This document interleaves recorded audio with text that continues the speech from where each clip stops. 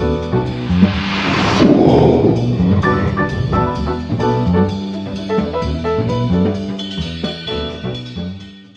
guys, welcome back to another video. On this very specific channel, we were talking a lot about recently integrated production, and we are focusing today on a short film review, but rather a short skit review. And you're wondering who's this beautiful lady who's sitting next to me? This is Hi everyone, I'm Ashley Ann and I am her co-pilot for today. That's right. So we're going to be reviewing us on gender-based violence. So when we're looking at gender-based violence, I don't know if you have a definition for it. Um, the violence is mainly, well, what can I say, weighed against a specific gender. So for example, majority of violence happens towards women. Not that the one towards men doesn't exist, but the majority Yeah. is towards women. Yeah, I totally agree with Ashley. And so when we're looking at gender-based violence, like she's saying, it's not just violence or physical harm, verbal harm inflicted on women. It can also be inflicted on men. But as we see in society, mostly it's inflicted on women. Kicking off, we're going to start with the story concept. Okay.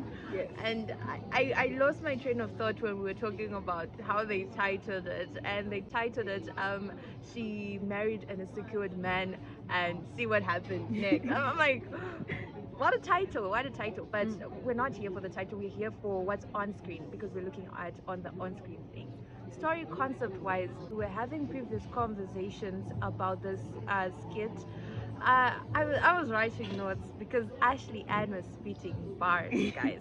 So, like the shortest story concept to it is related to a certain cause of gender-based violence that can be found in an individual, that is insecurity.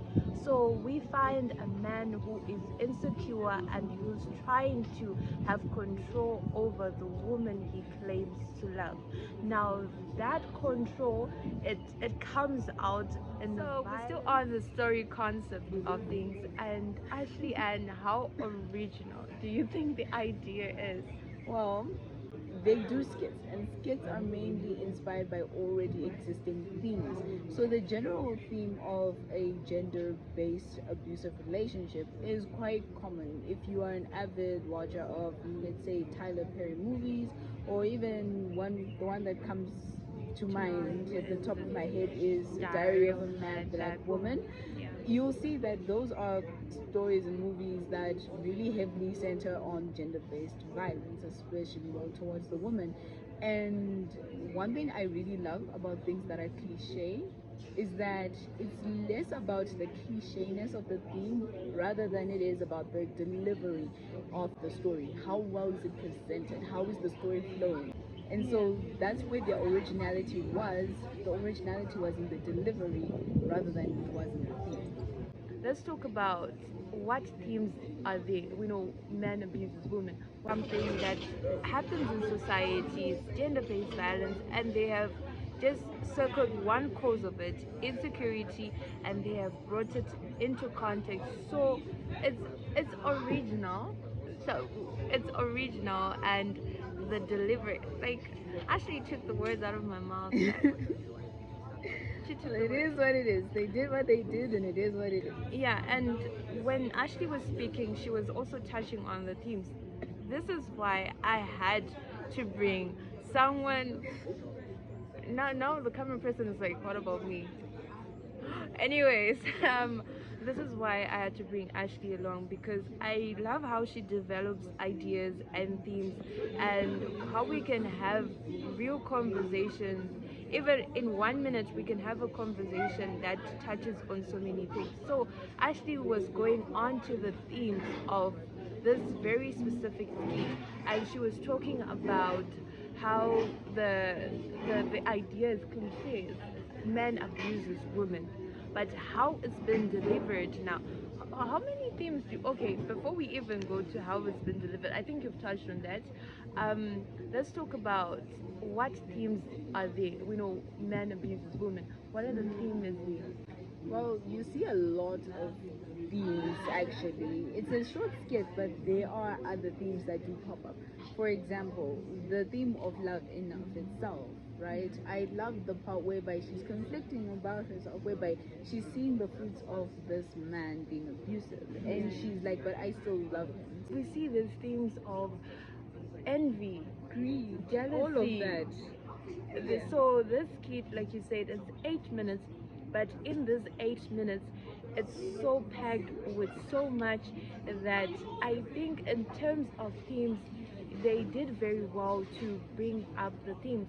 So we're going to the aspect of acting. I would say I'm not very well versed in like Nigerian movies and their style of acting, because I do know styles of acting differ. So, however, universally, when I'm looking at their acting, I quite like it. I liked their acting. Their acting wasn't bad, especially for skits, right? Yeah. I think that it was good. It was good. They It was got good. the message across. Yeah. Right, they got the message across and they did well. In the acting, so you see when the acting starts and this producer is complimenting this woman while the fiance is there, the fiance looks at the woman like, say what now? You know, like he's Yeah, so visibly annoyed. and the jealousy is just so printed out. It's oozing out. It's just like It's there.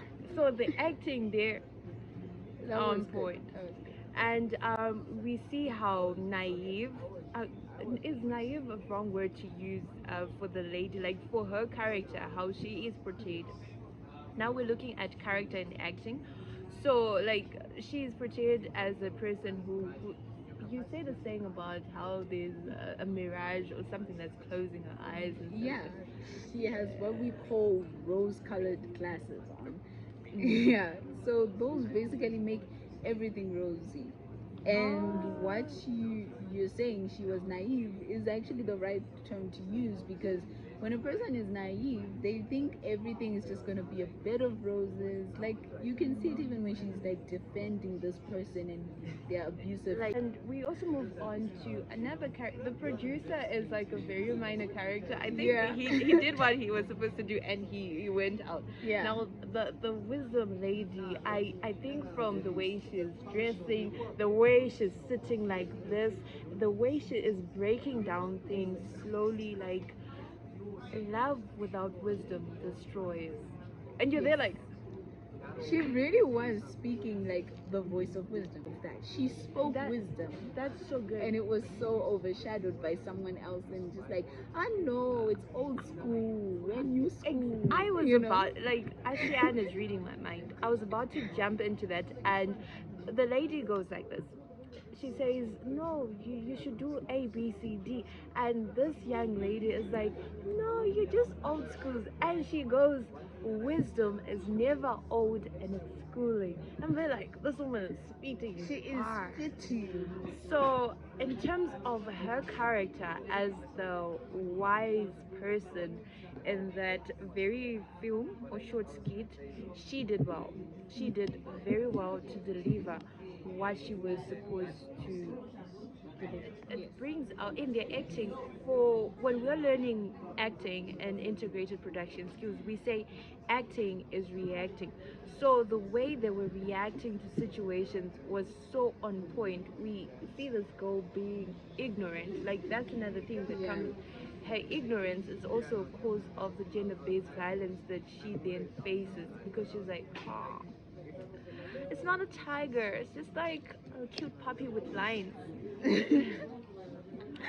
So I think we've touched a lot on acting. The few minutes they had, they delivered something that impacts. So when we're just rounding up their character and acting, we're saying that it was engaging, and it was the last thing we're going to be talking about is the production element of it. Now we're looking at lighting, we're looking at the sound, lighting, you know, the sound, we're looking at the framing, we are also looking at the set design, and I keep on asking Ashley because in this very specific YouTube video, she is my voice of wisdom. Yes, with the camera person behind the scenes as well. I see you. I see you there, Miriam. See you. I'll say something and then you say something, right? It's like, okay, Okay, let's do it. let's do it.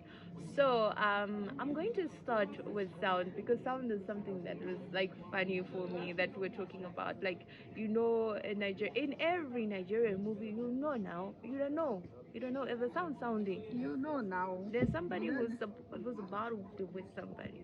So in this very skit, um, how do you feel like? For me, I feel like every intense moment had like that extra sound, right? Yes. But for you, how do you feel about the sound? You're talking about syncing. The sound didn't sync on the slaps, on the punches, something like that. Yeah. So because like the sound was okay, like on most of the parts whereby a person would talk, or if it was just a normal setting, right? I'd say the sound was fine. Yeah. The sound was okay. But then when you came to the more intense scenes now, the The sound, slapping, the kicking, the the sound punching. wasn't exactly syncing, right? So when the guy is now beating the woman, right? If he's gonna throw a slap, let the land at the same time as the slap. You can't. If she's going to fall, let the thud, sink with her falling to the ground. Because she can't thud first before she has fallen to the ground. And then it's just sort of like, it just looks like. And That's a good point on sound. Now we're moving to lighting. I don't know if you noticed much on lighting, but for me, it felt like on the first scene, it was like kind of darker as compared to the scene where there is the counselor in there. So in the scene where there's the counselor, the room is lighter. I think they're trying to say wisdom is light. I even thought about that. That And then the maybe last it's a scene is theme thing. more darker than every other scene. Yeah. Yeah. I would say there wasn't a consistency in lighting. Like you said, some like scenes were darker and some were lighter. I don't know if they wanted to do that as a theme related thing, but I feel like there could have been a more subtle way of making the transitions. That's where the darkness on the Yeah. first one is not as intense as the last one. Yes. I think they're kind of showing like, oh, so this is where everything started, It's the a beginning. neutral, it's the beginning. It's just Yeah. a neutral space. And then the second one is brighter because wisdom is coming in and it's darker. Also, it can also be set design. Yeah. We're moving on to set design right now. So we have three sets, Yes. right? About have yeah. the office, we have the studio, and we have the home. Yes. Natural theme, a theme that is found anywhere and everywhere. I feel like there was a lot more that they had options to do it, because you're just trying to show that this is in someone's home. So having a couch, having a table, having curtains there and all that, those are things that are readily available. It did feel like a home, right? She's about to go out, and this guy stops her right by the door. That set showed that no, this is something that you can like take from the TV screen and put in, a real life setting, and it will still work. Yeah. And same thing with the counselor's office. I think that one there, and the recording studio. I feel like with set, they did really well. They did really well. I did not have any issues with the set. I guess because it was, like I said, skit production. It's not something too big, so they didn't Yeah. really have too much pressure. So guys, that was us reviewing the skit by the Winlos. She married an insecure man, and this is what happened. Yes. That was it. And we were looking at the story concept, we were looking at the theme, we were looking at acting, how they were acting, we were looking at characters, we were looking at the production elements, and we were just reviewing it from a perspective of people who view things, right? Yes. And I was not rolling alone. I was alongside two amazing women. One of them is acting as my camera person right now, and I just want to shout out to them one more time. Thank you very much. I know your hands might be trembling, but thank you so much. And I had this amazing gym, and Ashley, and thank you for coming through to the channel and helping me talk about gender-based violence in a less scary way, if I may say it. We talked about gender-based violence. We talked about it in a skit way. We talked about it in a production skills-based way, integrated production. And before I keep on talking too much and so much, let me let Ashley Ann give an outro. And what do you want the Winlos to cast you on their next film if they ever come to the That'd be beautiful land of nice. That would be Zimbabwe? nice. Okay, so I've been here. I've been co-piloting here alongside this beautiful lady, right? And if you ever want to find me, you can find me on my Instagram, which is Tonerico Cafe. I also have a YouTube channel called Ashley I'm Ann, but we are rebranding to Tonerico Cafe.